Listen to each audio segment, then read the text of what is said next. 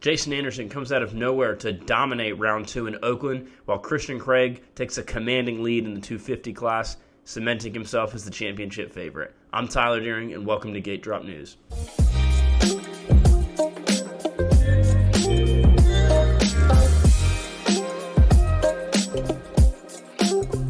What's going on, y'all? Welcome back to another episode of GDN, Oakland Race Review Edition. Sorry the upload's coming in a little bit late. We've had a crazy couple days. You can probably tell my voice. A little bit under the weather. But anyway, figured we'd get the video out a little bit late. Better late than never. So let's get right into it. We had Jason Anderson coming out of nowhere to take his first win since 2018, while Christian Craig was the class of the field in the 250 class. It was a great night of racing. Let's talk about it. So starting off with the Futures class, rider DeFrancesco came out in the first Futures event of the year, dominated the event, won by 30 seconds. Now we'll talk about the Futures in a later video, hopefully this week, but there's got to be some changes made to that event because, to be honest, the younger riders simply don't have the parts to run Supercross, and rather than watching a bunch of guys get hurt in an uncompetitive field, we've got to make some changes to get those guys more competitive bikes, or at least have the tools they need to run full-blown Supercross tracks like they did this weekend.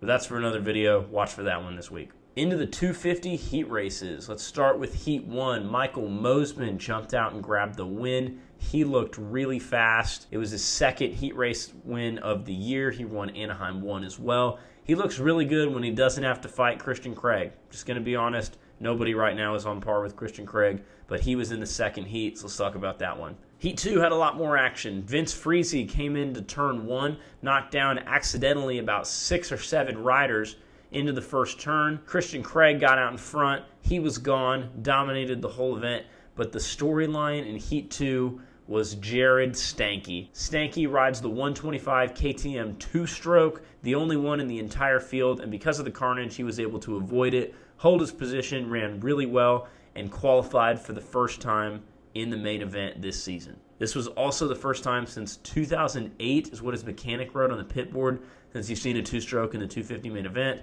That was super cool to see. Even though Stanky was ultimately uncompetitive, it was so cool to even hear that bike amongst the roar of the 250s in the main event. Props to him. Stank Dog put it in the main event finally. Great news cycle for him. Can't wait to see if he can do it again this year. Into the 450s, Chase Sexton jumped out and won his second heat race of the year. Similar to Mosman, he looks really good in those short heat races. A lot of people had him picked to be the winner for this week, but that did not materialize in the final. In the main event, Sexton fell back. We'll talk about that a little bit later. But anyway, he came home with his second heat race win of the year. Heat 2 saw AC Adam Cianciarulo drop back after grabbing the whole shot, with Eli Tomac getting his first heat race win with Star Racing Yamaha. Great to see Eli on the new bike being competitive. He was a little bit more competitive in the main than he was last week. We'll talk about him later when we get to the main event. 250 LCQ was not super exciting. We had a couple crashes here and there. The 450 LCQ was where things got a little bit dicey. Adam Enticknap on his Suzuki was in a transfer position when he was cleaned out by Ryan Brees. Brees was looking for that final transfer spot. Enticknap was not going to give it up. Brees came in and took him out. Enticknap, not happy with that, slowed down very much, actually an entire lap's worth, and as Brees was coming through one of the rhythm sections, it looked like Enticknap originally had messed up Brees, causing Brees to crash. In reality, after looking at the replay, he might have said something, but there was no contact between Enticknap and Brees. That said, you can't have somebody slowing down that much on a Supercross track. It's just not safe. Enticknap slowed down tremendously rather than just pulling off the track after he knew that he was out of the LCQ. Stuff like this can't happen. I think it needs to be addressed because even though he didn't directly influence the result of the race, you can't have someone going that slowly on a Supercross track, because when guys are actually racing and going over doubles and triples, having somebody just riding that slowly is a danger to him and the guy that's in the air. So something has got to be done about that. Anyway, Brees went over the bars. He got up, was on the charge until he unfortunately went over the bars going for the last transfer position. The crash was so gnarly, we got to take a look at it right now. He goes cross on the 848, makes that move on the inside. Down goes Brees. Brees was giving it. Thankfully, Brees was okay. I'm not sure how. I mean, he landed dead into the face of the bowl. Thankfully, Brees got up, finished the race, although he did miss the main event. Into the main event, Christian Craig comes home first. He did not get the whole shot. Vince Friese kind of muscled him out in the first turn. It was Joe Shimoda that came away with the first whole shot. But as we'll see, Shimoda was a glass cannon. He was all over the map tonight. Started first, but did not finish there. Christian Craig, once he got by Shimoda, absolutely dominated. He looks like the clear championship favorite, and good for him. Christian Craig is one of the oldest riders in the series, period. Running the 250 class, he's experiencing success for really the first time in his career at this level. I think unless he gets hurt, he's a championship favorite with 2 first places. He's got a big points lead. Anyway, into second place, Hunter Lawrence flip-flops with Seth Hamaker. Lawrence comes home second, with Hamaker coming home third. Not quite the same battle that they had to the line. Lawrence got past him, but was never able to run down Craig. Similar to last weekend, Lawrence did not get the best of starts. It wasn't horrible, but it wasn't good enough to contend with Craig. Craig was gone by the time that he had passed Shimoda after Shimoda stalled the bike on the whoops. If Lawrence wants to get up there and contend with Craig, because I think he has the pace to do it, I think that Hunter Lawrence, if he was right next to Christian Craig off the start, could get by him. Maybe not right away from him, but he could at least try to hold him off. But he's got to get better starts. Fourth and fifth, Michael Mosiman, Nate Thrasher. Kind of the same story for them. Looked really good in practice.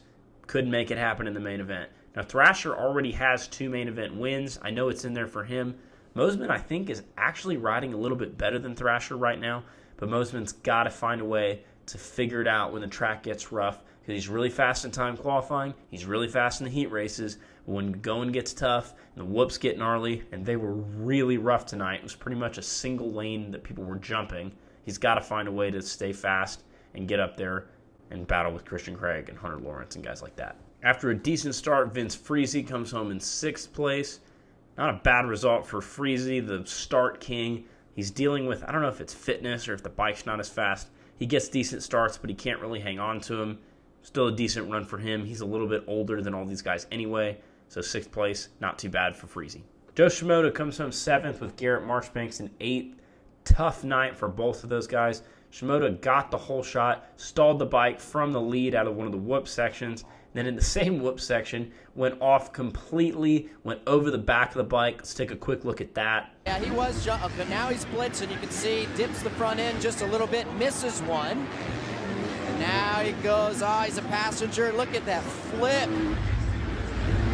Great camera work by our crew. Hate to see that for Joey. But after going over the back of the bike, as you can see, Shimoda thankfully goes off onto the side and kind of lands on the hill and was able to slide off it, unlike Colt Nichols, who went over into the face of it with his arms.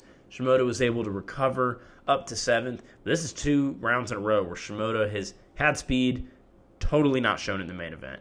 Not even the main event, just had crashes that have taken him out of it. So if Shimoda wants to keep his ride at Pro Circuit, he's going to have to stop crashing that Kawasaki because Mitch Payton is not going to be paying for that if he continues to crash like this. Marchbanks had a tough night as well. He had an issue in time qualifying that forced him to miss a lot of track time. He recovered to finish 8th. Not a terrible result for him, but if he wants to compete for a championship, like he said, you can't have 8s. Worst you can do is maybe 5th. That includes a lot of race wins. He's going to have to turn it up and have some guys have issues ahead of him if he wants to contend for that championship. Chris Blows comes home in 9th with Robbie Wageman in 10th. Wageman had a crash not all that long ago, so it was good to see him back.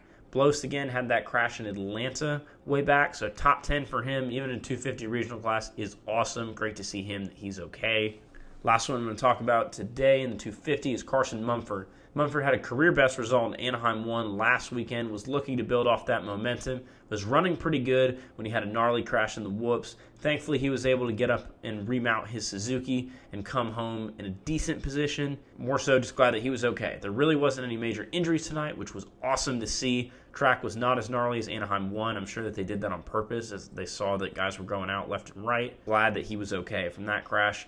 Stank Dog finished second to last, but to be honest, that bike didn't have the pace anyway. Pretty sure he pulled off after a couple laps just because I don't know if the 125 can handle that, to be totally honest with you. A full 250 main, but great to see that 125 on the start gate in the main event. Now, because he's won 2 races in a row, Christian Craig has a commanding lead in the points, and unless something goes wrong, he's got a really good chance to close this out. These regional series are not super long, so I think he could come in with a huge lead going into Salt Lake City. We'll see if he can pull it off and stay healthy. but right now he's the man to beat, and good for him. He's deserved it. He's been hurt a lot. It's great to see him running up front finally. 450 class, Jason Anderson, seemingly out of nowhere, gets his first win on the Kawasaki. First win since 2018, as I mentioned earlier. And Kawasaki actually gets a win before Eli Tomac does at Star Racing. That's got to make them feel great. But let's take a look at the other finishers. Outside of Jason Anderson, Aaron Plessinger came back from a terrible Anaheim 1 to finish second. And not just finish second, he was running Anderson down for a while, kind of lost his speed when the track got super rough, but was right there to the very end. Aaron Plessinger, great ride, gave me a lot of confidence for him going forward. It was super cool to see him on that KTM mixing it up for the lead. The surprise in third place, Justin Barcia. Not known for his consistency, known for usually grabbing the season opener and then kind of fading into about 5th or 6th.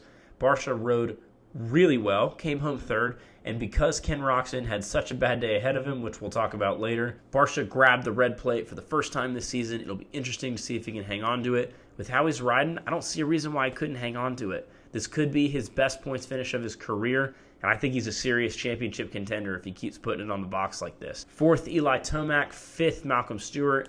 And 6th, Dylan Ferrandis. Tomac and Ferrandis, same kind of thing. Didn't get the start. Had the pace.